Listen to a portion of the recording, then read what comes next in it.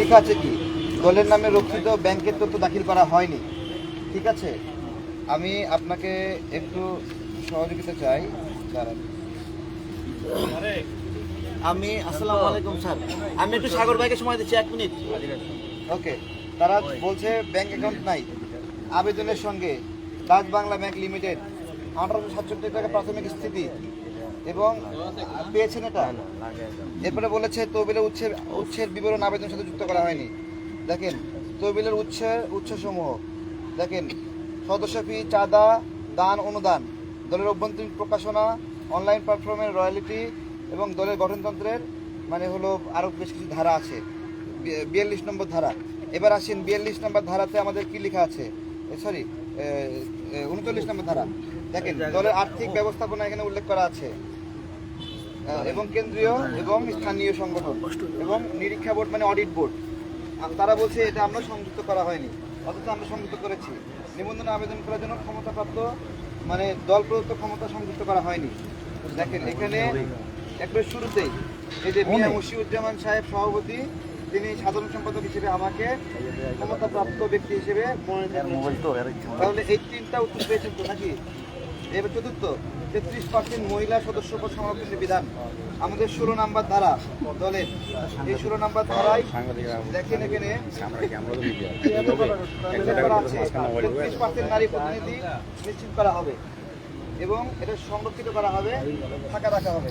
তাহলে এটাও পেয়েছেন জমা দেওয়ার তথ্য হিসেবে। বলছে ছাত্র সংগঠন, শিক্ষক সংগঠন থাকা যাবে না, এগুলো এই ধরনের আইন করতে হবে। আমাদের 43 নম্বর ধারায় এই ছাত্র সংগঠন আমাদের নাই, শুধু যুব সংগঠন আছে। যুব সংগঠনের নিষেধাজ্ঞা নাই এখানে। শ্রমিক এবং পেশাজীবী সংগঠন আমাদের নাই। তো এই বিষয়গুলো গেল সাধারণ তাদের আপত্তির বিষয়। এরপরে আরেকটা যেটা গুরুত্বপূর্ণ বিষয়, যে আমাদের তথ্য লাগবে হলো, এখানে বলেছে 22টি জেলায় কমিটি এবং অফিস লাগবে। এখানে লিখেছে দেখেন 22টি জেলার মধ্যে 20টি জেলায় সঠিক ও কার্যক্রম অফিস পাওয়া গেছে। দেখেন 2টি জেলায় তথ্য পাওয়া যায়নি। আমি আপনাকে দেখাচ্ছি, আমাদের ওরা 22টি জেলায় গেছে, কিন্তু আমাদের এখানে দেখেন কমিটি আছে, আপনি সংখ্যা বলবেন কতটি, এখানে 43টি। এবং দেখেন এখানে কিন্তু লেখা আছে যে অফিস নেওয়া হয় নাই, দেখছেন নেওয়া হয় নাই। কিন্তু দেখেন এই 34 নম্বর গাজীপুর অফিস আছে, 34-এর উপরে সবগুলোরই অফিস আছে, 34-এর নিচ থেকে অফিস নেওয়া হয় নাই। তার মানে আমাদের 34টা অফিস আছে। ওরা বললো যে 22টাতে গিয়ে 2টাতে পায়নি, তাহলে ওদের দায়িত্ব ছিল না এই 34-এর মধ্যে আরও অন্য অফিসগুলোতে যাওয়া? 22টা রিকোয়ারমেন্ট। ওরা এই 34টা অফিসে ওরা না যাইয়াই আমাকে রিপোর্ট দিছে যে 22টার মধ্যে 20টা পাইছে আর 2টা পায়নি। এবং তারপরে বলছে 100টি উপজেলা তথ্য লাগবে, 33টি পেয়েছে। তারা প্রথমে আমাদের উপজেলা তদন্তের জন্য 100টার মধ্যে 36টিতে যায়, বাকি 100টিতে যায়ই না, না গিয়েই রিপোর্ট দেয় যে এগুলোর প্রতিবেদন নাই। এবং সেদিন রিপোর্ট দিচ্ছে কি জানেন, 3টা উপজেলায় কার্যক্রম আছে। আমরা যখন সমস্ত উপজেলা ভিজিটের ছবি দেখালাম, ভিডিও দেখালাম, তখন তারা বললো ঠিক আছে তাহলে আমরা ভুল করছি, কোনো একটা গরমিল হয়েছে, অন্য সংগঠনে হিসাব দিচ্ছে। তখন আবার তদন্ত দিল, তদন্ত দিয়ে প্রথমবার তদন্তে আমাদের 4.5 লাখ 5 লাখ টাকা ব্যয় হয়েছে। পরের বার তদন্তে তারা 82টা হঠাৎ করে রাত্রেবেলা এই তদন্ত স্থগিত। এবং কি হবে, নতুন করে আবার 4.5 লাখ 5 লাখ টাকা ব্যয় হয়ে গেল একটা উপজেলা অফিস তদন্ত করতে। তারা কখন আসবে আমরা জানি না, কিন্তু সারাদিন ব্যাপী 20-25 জন সহযোগিতাকে রেডি রাখতে হয়। তাদের সকালের নাস্তা, দুপুরের খাবার, রাতের খাবার মিলিয়ে দেখেন আপনি 5,000 টাকা লাগে কিনা সামগ্রিকভাবে। তাহলে 100 উপজেলায় 5 লাখ টাকা কিন্তু করে লাগে। আমরা তার 4.5 লাখ টাকা দেই, আর বেশি লাগলে আমাদের নেতৃবৃন্দ দেয় সেখানে। তারা 82টা উপজেলা তদন্ত করে ক্যান্সেল করে দিল সবগুলা। সচিবরা তদন্ত করবে, ঠিক আছে, সচিবরা তদন্ত করবে। সচিবরা 66টা উপজেলায় গেছে, আর বাইকগুলোতে যায় নাই।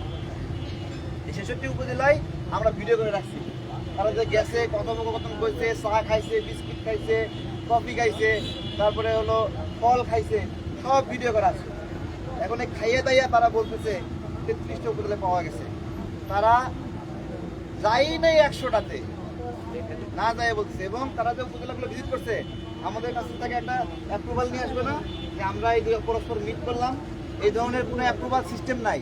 মানে ওরা ওদের গায়েবী সিস্টেমে ওরা যাবে, কোনো অ্যাপ্রুভাল নাই।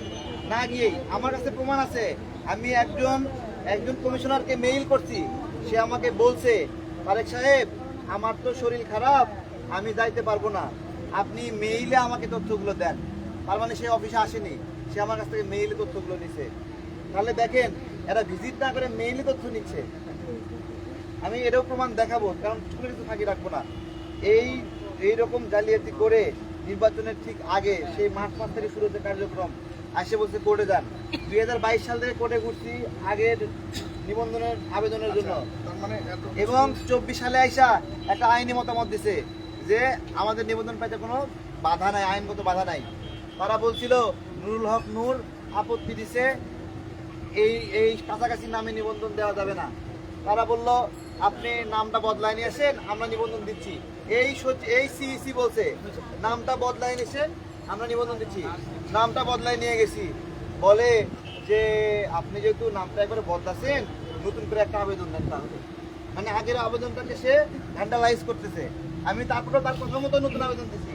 এখন নতুন আবেদন দেওয়ার পরে এই বাদর নাচ আমাদেরকে দিয়ে খেলাচ্ছে। এই হলো অবস্থা। আচ্ছা, এর পেছনে কারণ কি থাকবে? আমি জানি না কি কারণ, এখন কি কারণ হবে আমি কি বলবো, কি কারণ তাদের মনের মধ্যে কি আছে, তারা তো সামনে আসে না। আমি এদিক দিয়ে গেলে তারা ওই দিক দিয়ে যায়, এই দিক দিয়ে যাওয়া আসি করতে চেয়েছি। আমি এখানে তো সাইডে বসছি, ওই দরজা খোলা থাকে, এরা ওই দিক দিয়ে যাওয়া আসি করে, এখন আমার সামনে করতে চায় না। এই হলো অবস্থা। এখন এটা কি আজকের একদম সর্বশেষ অবস্থা? গতকালকে 50 ঘন্টা যখন আমরা এখানে বসে আছি, সেই 50তম ঘন্টায় তারা আসছে, এর আগে তারা আসেও নাই। আয়শা একটা কথা বলি, এটা যে আপনাকে দিয়েছে আপনারা ডিসিপি কপিতে রাখছেন না না, ওরা তো এটা আমাদেরকে আপনি ক্যামেরাটির ভিতরে ওরা এটা আমাদেরকে মেইলে দিছে, হোয়াটসঅ্যাপে দিছে। সো এটা গায়েব করে দেওয়ার কোনো বুদ্ধি নাই, ঠিক আছে? এটা তো অবশ্যই ওরাই দিছে, ওরাই নিয়ে আসছে এখানে মিলাইছে আমাদের সাথে। তারেক ভাই, আপনি তো টানা 74 ঘন্টা অতিক্রম করলেন, অনুসরে বসেছেন, কি পেলেন এখন? এখন পর্যন্ত গোল গোল কথা পাইছি, খালি সুন্দর করে কথা বলে, ভাই আপনারা একটু ধৈর্য ধরে এইগুলো বলে, এত সুন্দর করে বলে। এখন দেশের মানুষ, আপনি তারেক রহমান 24-এর নয় শুধু 24-এর এই 24কে ঘটানোর পেছনে আসলে ব্যক্তি তারেক রহমান, আমজনতার দল তো এখন হয়েছে এবং তারই দল এটা, এবং একটা খুব সংকটকালীন সময়ে তাদের এই প্রবদ্ধ হওয়ার বহিঃপ্রকাশ লাভ আমজনতার দল। কিন্তু এর আগে আরেকটা দলে ছিল গণঅধিকার পরিষদ, আপনারা সবাই জানেন, বিভাগে ভাগ হলো এবং তারেক রহমানের তারেক রহমানের সবচেয়ে বড় সম্পদ হলো তার সততা। এখন পর্যন্ত আমি ব্যক্তিগতভাবে সবার সততা নিয়ে কথা বলেছি, আমারও সততার মধ্যে ব্যত্যয় থাকতে পারে, কিন্তু তার সততা নিয়ে এখন পর্যন্ত আসলে আমি ব্যক্তিগতভাবে আমাদের মিডিয়া এবং তার ব্যাপারে কিছু পাইনি। যে কারণে সে এখানে কষ্ট করছে। আমি কিন্তু এই বাংলাদেশ 24-এর পর কোথাও ব্যক্তিগতভাবে কোনো আন্দোলনের মধ্যে গেছে বলে আমার মনে হয়, তাকে দেখতে আমি এসেছি এবং আমি স্ট্যাটাসও লিখেছি, ইতিমধ্যে আপনারা হয়তো লক্ষ্য করলেও করতে পারেন। তো আমি মনে করি যে বাংলাদেশে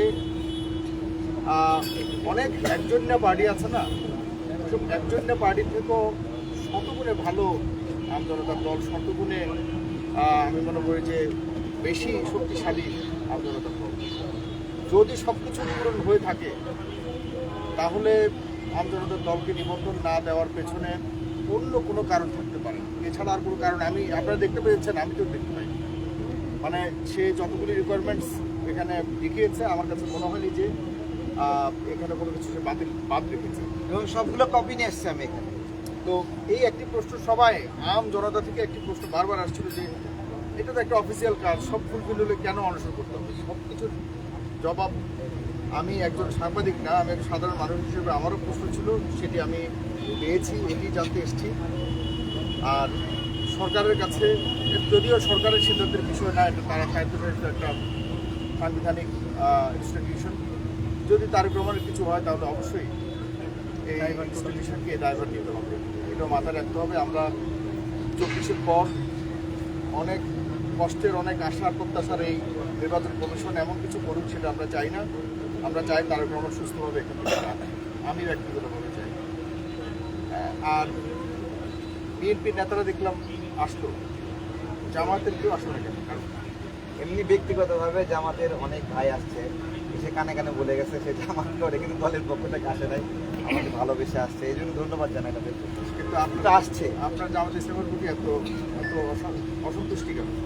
না না, এটা হলো জামাত ইসলামের আমরা সমালোচনা করেছি, তাই তো? বিএনপিতে সমালোচনা গ্রহণ করে না, বিএনপির কোনো ভুল দেখলে আমি সরাসরি জায়গা মতো ফোন দিয়ে ওই ভুলটা সমাধান করতে পারি। কেউ একটা ইসলামের পান না? আমি কেউ চাঁদাবাজি করলে সঙ্গে সঙ্গে আমি যদি এটা জায়গা মতো প্লেস করি, সে আপনার হলো ওই দিন 1 আওয়ার সে বহিষ্কার হয়ে যায়, ঠিক আছে? এরকম ঘটনা আছে। জামাতে এটা হয় না? কিন্তু জামাতের তাদেরকে রিচ করা খুব কঠিন, তারা পাবলিকের সাথে খুব কম মেশে এবং কেউ পারবে না, জামাতের নির্বাহী পর্যায়ের কারোর সঙ্গে কেউ ইজিলি যোগাযোগ করতে পারবে না। আমার মনে হয় বাংলাদেশের সবচেয়ে বড় বড় শক্তিশালী রাজনৈতিক দলগুলোর মধ্যে অন্যতম প্রধান যে রাজনীতি সেটি আপনার পাশে এসছে, এখন আরেক পাশে যদি অন্যান্য রাজনৈতিক দলগুলো আসে। আর জামাতে ইসলামের সমালোচনা করি তাই বলে কি জামাতে ইসলাম টাইট হয়ে ধান খেতে পড়ে গেছে, এরকম তো না। তো রাজনৈতিকভাবে জামাতে ইসলামও তো অন্যদের সমালোচনা করে, এই সমালোচনাটা করে বলেই যদি এরকম হয় বিএনপি এবং জামাত দুইজনেও ঐক্যবদ্ধ হয়ে গেছে, তাহলে কিন্তু বাংলাদেশ ধ্বংস হয়ে যাবে। একটা দল আর একটা দলের পাহারাদার। আপনি কি চান কিনা জামাত ইসলাম আপনাকে সমর্থন দেখিয়ে ব্যাপারটাতে? আমি আসলে কোনো রাজনৈতিক দলই নির্বাচন কমিশনকে চাপ দেখে আমি চাই না। এটা চাপ দিলে যেটা হবে, তারা বলবে যে আমরা এই নিবন্ধনটা পাইয়ে দিচ্ছি, তো তাদের কথা মতো আমাদের কিন্তু তাদের সহানুভূতি চান, সবার দোয়া চাই, ভালোবাসা চাই, কিন্তু দোয়া দিলেও আমি তাদের সমালোচনা করবো। না, definitely। এটাই তো বড় তথ্য। তাদের একটা তাদের সাগর ভাই এক কথাই হচ্ছে তারেক ভাই হ্যাঁকে হ্যাঁ বলবে নাকে না বলবে, যেটা রংই আর যেটা রাইট। আচ্ছা ঠিক আছে, আপনি সাধারণত ধরেন আমি আমার বইয়ের দেবো, উঠেন আমি জুলাই যোদ্ধা তারেক, আমরা একসাথে আমার লেখা বই আমি ওরা দিয়ে আমি খুঁজে খুঁজে সিসি ক্যামেরা নিয়ে যাতে কেউ ব্লেম দিতে না পারে আমি কিছু খেয়েছি। এটা কিন্তু অনেকে বলে আপনি ক্যামেরা এটা সিসি ক্যামেরা তো বন্ধ হয়নি, আর এখানে সবসময় এই ক্যামেরা ভাইরাল লাগে আছে, খুঁজে পাইতে হয় আমি। এই এদিকে আশা করি আপনার মানে এই কার্যক্রমটা কি আপনি চালিয়ে যেতে এটা চলবে ভাই, এটা শুধু আমার নিবন্ধনের ইস্যু না, মানুষগুলোকে মাঝে আমি সততা পাই নাই, বুঝছেন? সততা পাই নাই। এরা এইটুকু প্রশ্ন করেনি যে দেশটিকে নিবন্ধন দেওয়া উচিত কিনা, জাতীয় লীগকে নিবন্ধন দেওয়া উচিত কিনা, আমি পাই নাই। এরা 18 সালে সুন্দর নির্বাচন করছে না, 24 সালে সুন্দর নির্বাচন করছে, তাই না নাকি? তো এই সুন্দর নির্বাচনের জন্য এদের ক্যারেক্টার একটু মানে হলো কামার দিয়ে রিশেপ করা দরকার, ঠিক আছে? নির্বাচন কমিশন কেউ কি আসছিল আপনার কাছে? মানে ওই আসছিল, বললাম না যে আসছিল, জবাব দিছি, এগুলো যখন দেখাইছি উনি শুনে বলে আমি তাহলে একটু ভিতরে কথা বলি, বইলে মুখটা নিচু করে চলে গেছে, আর তার ফিরে আসা হয়নি। আমার মনে হয় আজকে যা বলেছেন স্পষ্ট, এরপর দেখি কি হয়, আমরা কথা বলবো ইনশাআল্লাহ, ঠিক আছে? অনেক অনেক দোয়া রইল, ভালো থাকবেন। আপনার আচ্ছা, আমি অনেক ক্লান্ত, আমি আর মাইক্রোফোনে কথা বলবো।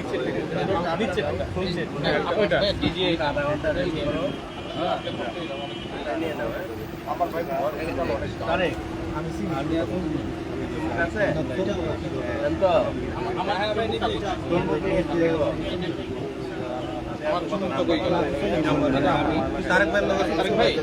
দেখবেন চুম্বকটা মনে হয় আপনার কাছে এটা কাজ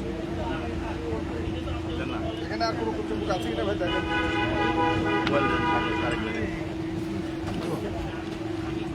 তারেক ভাই যে মোবাইলটা আপনার কারোটার সঙ্গে চলে গেছে, ওইটা কারোটার সঙ্গে গেছে। আমরা একটু সংহতি প্রকাশ করার আছে, কারণ আমি দেখি হ্যাঁ না দেখেন না।